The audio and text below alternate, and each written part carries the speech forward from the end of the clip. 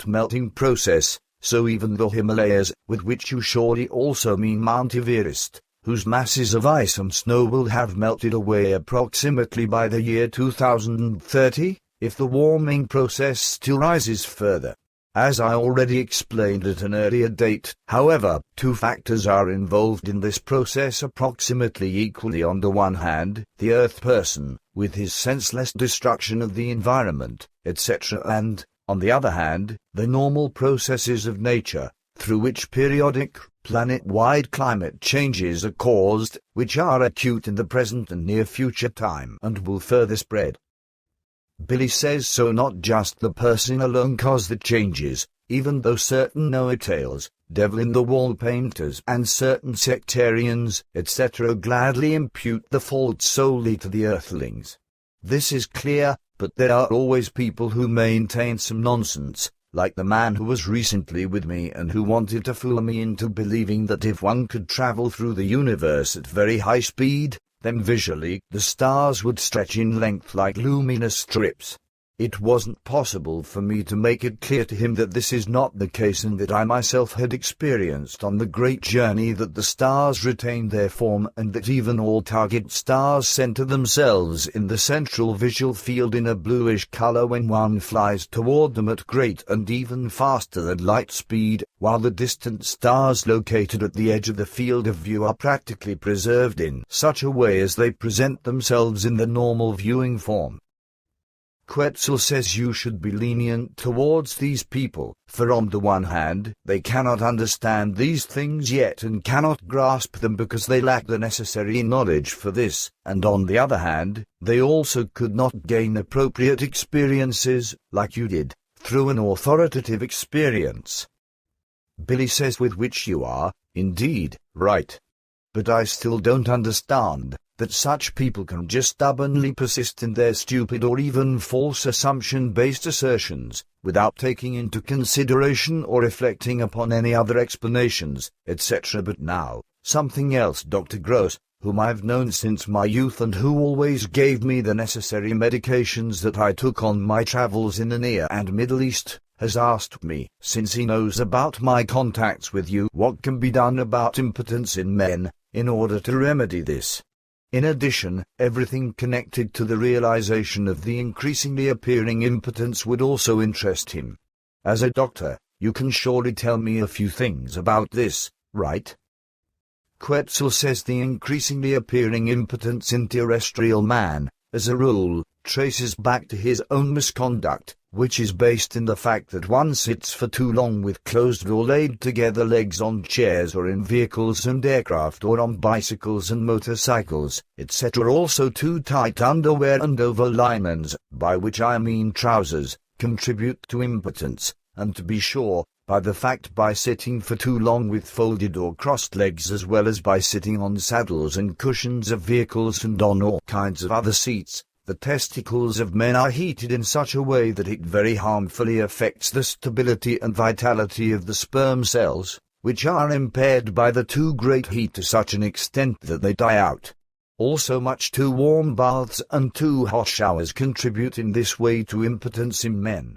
Nevertheless, a remedial action can be taken against this, namely by the seats being shaped in such a way that the testicles lie freely between two seat parts and not on a firm surface, but it must also be ensured that not too tight but rather no or only very airy underwear are worn, as well as large and airy trousers, by what means no accumulation of heat arises at and around the testicles, which would warm up the testicles and the sperm cells. Through the aforementioned form of sitting and through the warmth, the testicles can no longer cool themselves, consequently, the blood in these, which should ensure a cooling through its circulation, stops itself. Testicles and sperm cells do not need great heat but, on the contrary, a certain coolness, for only in such can the sperm cells thrive in a fruitful form. If, however, a partial or extensive impotence has already appeared as a result of too great a heating of the testicles, then there is still the possibility that this can be reversed in full or in part in many cases, namely by a permanent cooling of the testicles being carried out. This can occur, for example, through a special cooling belt. This is a skin-compatible abdominal belt, on which two cooling elements are mounted, which become gently pressed against the groin to the left and right of the testicles through an appropriate underwear leg garment. Billy says, since we're already talking about these things, can you still tell me what natural means, which are freely available to everyone, such as berries, algae, grain, herbs, spices, fruits or vegetables, are the most effective against heart attacks? Quetzal says there are several of these. What can be brought to application most suitably is garlic, which contains very many antioxidants, like also apples which, like garlic, are extremely healthy, whose antioxidants cause a slowdown of that cholesterol which can lead to a hardening of the arteries. Billy says, aha. And what about saccharin, which was widely used during World War II as a sugar substitute? And what about the sweeteners that are used nowadays, like also the cyclamate, or whatever that stuff is called? Can I use this to reduce my increased weight and even take such sweeteners instead of sugar? Quetzal says you should avoid that, because sweeteners of various natural and chemical kinds, especially in the form of cyclamate, are partially very detrimental to health and usually cause exactly the opposite, namely that they promote weight gain through increased appetite. Moreover, they are extremely unhealthy, as I already said. The body actually takes in many different sweetening substances, and particularly cyclamate, and thereby damages, as I said, one's well-being of health and one's immune system, and indeed, especially in those people whose intestinal functions are such that they even convert the sweetener in the form of cyclamate into cyclohexylamine, a poison that, in greater quantities, leads to high blood pressure and, thus, can become life-threatening. And in fact, many people also die from it without the physicians being able to recognize the actual reason for the cause of death due to the lack of knowledge of the harmfulness of cyclamate. Furthermore, cyclamate also causes damage to the sperm cells as well as to the testicles of men, by what means impotence can arise. Even in women, damage can occur through sweeteners, and especially through cyclamate, through which infertility results. Moreover, sweeteners of the form cyclamate can produce a carcinogenic effect in men and women as well as in animals. Billy says, and what, then, should those people do who suffer from diabetes, who can no longer eat anything sweet, if that is so?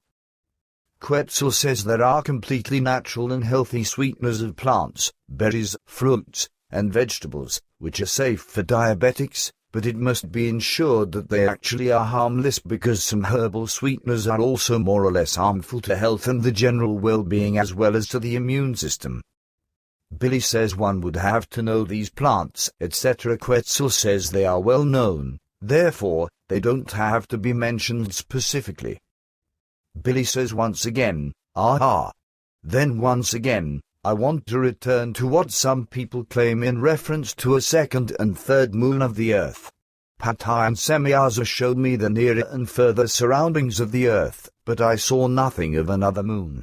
The two of them only let me see one other planet, but this always only remains on the far side of the Sun and can't be seen from the Earth. Do you know why such claims about other moons are continuously made? This also applies to other planets that should be located behind Pluto or so, whereby the planet behind the Sun isn't meant. Quetzal says you speak of the planet Kathein, which will drift away from the Solar System in the near future and hurry away into space. But now, what concerns the alleged other moons of Earth, these actually do not exist. In the future time, however, at further distances that are to be calculated in several or even many millions of kilometers, new objects will certainly be discovered by earthly astronomers and amateur astronomers, which will then probably also be designated as other moons, which they truly are not, however. With these objects, it will actually concern larger asteroids and meteors, which have several kilometers or even tens, hundreds or thousands of kilometers in diameter to show. The same is valid for objects for other, further planets which orbit outside of Pluto's orbit in the great belt of broken objects around the Sol system, and which will also be discovered one by one in the coming time by the Earth.